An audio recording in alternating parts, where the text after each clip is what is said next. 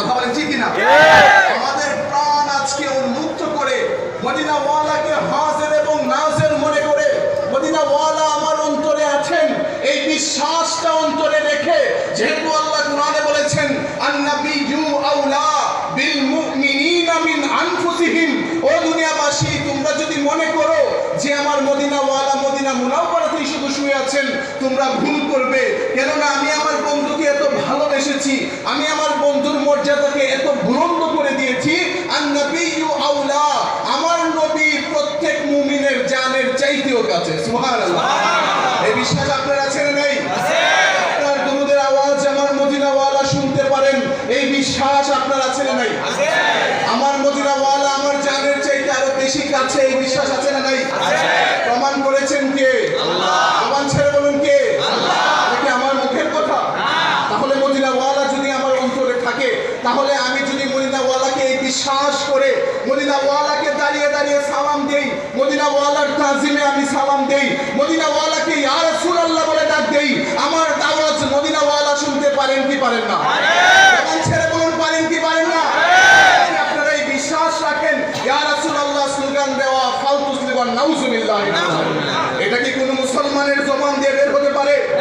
আচ্ছা বলেন, যাদের জবান দিয়ে এই কথা বের হয় যে ইয়া রাসূলুল্লাহ সাল্লাল্লাহু আলাইহি ওয়াসাল্লামের স্লোগান ফালতু স্লোগান, সে কোনোদিন মুসলমান থাকতে পারে না?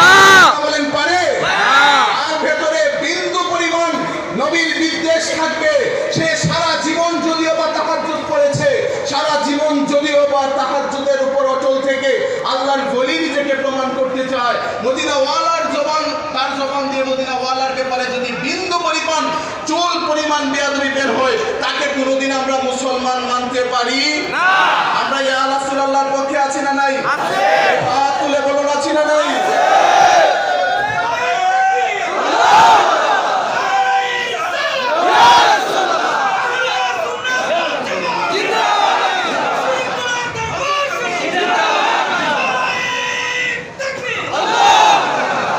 তারা আমাদেরকে বোঝাতে চায় যে ইয়া রাসূলুল্লাহ ইয়া তো হরফে নিদা, এটা তো কাছের লোককে ডাকার জন্য সম্বোধন করা হয়।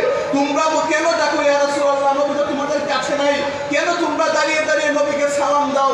তাদের আকীদা হচ্ছে মদিনাওয়ালা নবী মদিনাতে মরে পচে গলে গেছেন। নাউজুবিল্লাহ। আমার নবী বলেছেন ইন্নাল্লাহা হারামা আলাল আরদ আন তা'কুলা আজসাদাল আম্বিয়া, ও মোতেরা শুনে রাখো, আমার আল্লাহ মাটির জন্য হারাম করে দিয়েছেন, আমি তো সাইয়্যিদুল মুরসালিন, আমি তো রাহমাতুল লিল আলামিন, সমস্ত নবীর দেহ বক্ষণ করা আল্লাহ মাটির জন্য হারাম করে দিয়েছেন। তাহলে আমার নবীর দেহ কি মাটি খাইতে পারে না? আর তারা মনে করে যে মদিনাওয়ালা অনেক দূরে, কিন্তু আমার কুরআন প্রমাণ করে আন-নাবিয়্যু আওলা। কথা বলেন ঠিক কি না? নবী আমার কাছে, শুধু কাছে না, আমার জানের চাইতেও কাছে। ঠিক বলেন না সুবহানাল্লাহ? সুবহানাল্লাহ। তাহলে আমি যদি নবীকে ইয়া রাসূলুল্লাহ বললে ডাক দেই, তাহলে কি আমার ডাকটা ভুল হবে না? কথা বলেন ভুল হবে না? পশ্চিমকালেও ভুল হবে না, কারণ আমার বিশ্বাস সেটা আছে।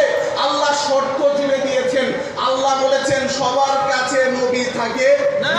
কোন মুনাফিকের কাছে নবী থাকে না, থাকতে পারে না। কোন কাফেরের কাছে নবী থাকে না। আল্লাহ স্পষ্ট স্পেসিফিক করে বলে দিয়েছেন আন-নাবিয়্যু আওলা বিল মুমিনিন, তুমি যদি মুমিন হয়ে থাকো নিশ্চিত তোমার কাছে নবী আছে। তুমি বলুন না সুবহানাল্লাহ?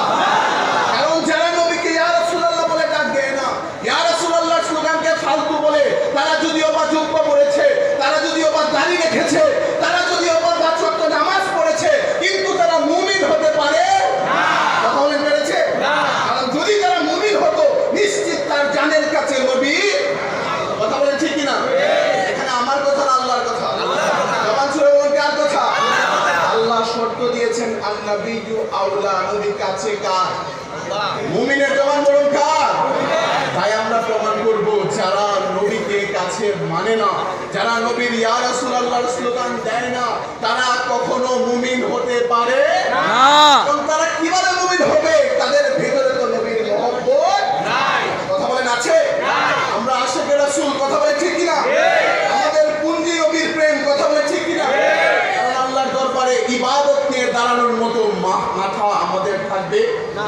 কথা বলেন, আমাদের যে ইবাদত ইবাদতের হাল, আমাদের যে আমলের অবস্থা, আমরা এই আমল ইবাদত নিয়ে আল্লাহর কাছে দাঁড়াতে পারবো না।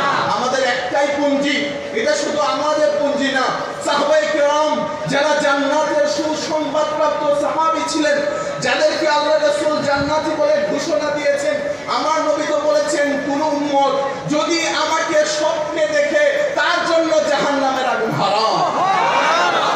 আর যে সাহাবীরা আমার নবীকে সুন্দর করে বসে বসে দেখেছে, তাদের জন্য কি কোনদিন জাহান্নাম থাকতে পারে? কথা বলেন পারে? আমার নবী ঘোষণা দিয়েছেন, ও উম্মত তুমি জেনে রাখো, আমার কোন উম্মত যদি আমাকে স্বপ্নে দেখে, মান রাআনি ফিল মানাম ফাকাদ রাআল হক, এই উম্মত জেনে রাখো, আমি মদিনা ওয়ালাকে কেউ যদি দুর্ভাগ্য না সৌভাগ্যক্রমে একবার তার ভাঙা করে আমি মদিনা ওয়ালা দেখা দেই, জেনে রাখো সে নিশ্চিত আমি নবীকেই দেখেছে। সুবহানাল্লাহ।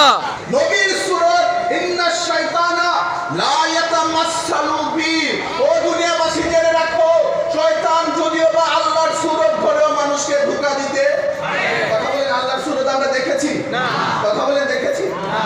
ওয়াকিয়ার মধ্যে এসেছে গাউসে পাক শাহেন সাহেব তাদের কাছে গাউসে পাক একদিন ইবাদতরত অবস্থায় ছিলেন, তখন শয়তান তাকে বুজুর্গের সূরত ধরে গাউসে পাকের সামনে হাজির হয়েছে। এসে গাউসে পাককে বলেছে, হে আব্দুল কাদের, আমি তোমার উপর সন্তুষ্ট হয়ে গিয়েছি, আমি তোমার উপর মাকবুলিয়তের সার্টিফিকেট তোমাকে দিয়ে দিচ্ছি, কিন্তু আজ থেকে তোমার নামাজ রোজা আর লাগবে না। কিন্তু গাউসে পাক কি আমার মতো সাধারণ মানুষ? কথা বলেন, আমার মতো সাধারণ মানুষ নাকি ওনার কলবের মধ্যে আল্লাহর নূর আছে? কথা বলেন ঠিক